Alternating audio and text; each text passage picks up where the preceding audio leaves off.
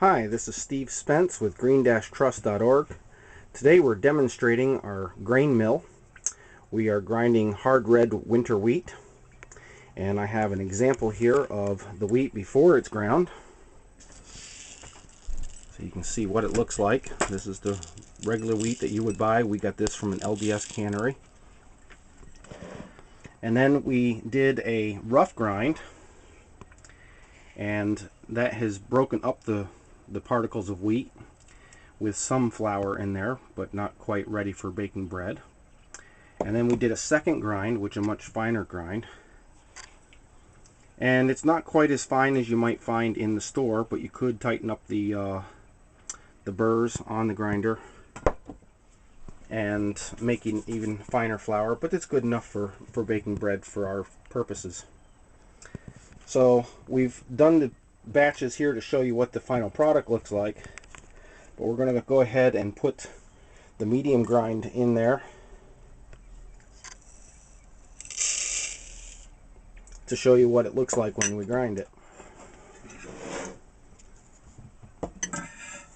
And I'm going to give my wife the camera, and I'm going to go ahead and grind some flour.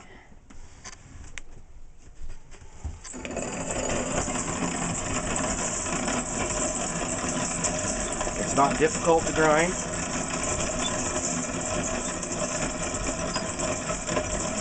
And the reason we do two stages is to make it easier on our arms. We could do it in one stage, but that would make it much harder to grind.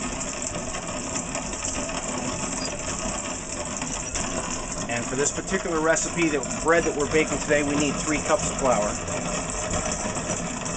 So it takes about 20 minutes to completely grind 3 cups of flour using 2 separate grinds, a coarse grind and then a finer grind.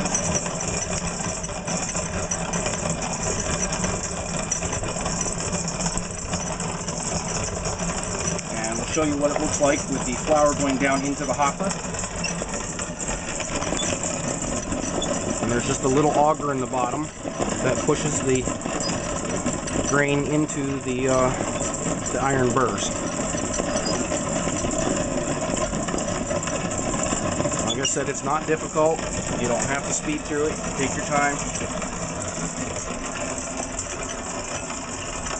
And it doesn't take a whole lot of time to do this. But grinding your own grain fresh right before you bake just gives a really different flavor to the bread. It's a much richer flavor.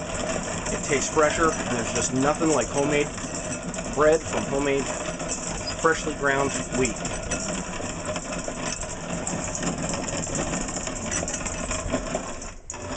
This is Steve Spence with green-trust.org, and I hope you've enjoyed this little explanation of how to grind your own wheat. Thank you.